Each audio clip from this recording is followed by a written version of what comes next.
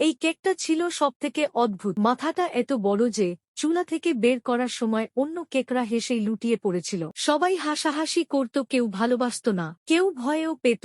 এমনকি শিশুরাও দেখে কাঁদত। সে নিজের মাথা ঢাকতে চেয়েছিল কাগজের বাক্স দিয়ে, কিন্তু তাতেও কাজ হল না। হঠাৎ সে দেখতে পেল একটা সাইন বোর্ডে রকি নামে একজন ডাক্তার। সেই কেকটি ডাক্তার সাহেবের অফিসের দরজায় দাঁড়িয়ে দেখছিল যে ডাক্তার সাহেবে কিভাবে তার রুগীদের দেখে তার রুগীরা বিচ্ছিরি থেকে সুন্দর হয়ে উঠে। সে অফিসের ভিতরে যেতে চেষ্টা করে, কিন্তু তার মাথাটা বড় হওয়ায় সে ঢুকতে পারছিল না। অনেক চেষ্টা করে ভিতরে যেতে পেরেছিল।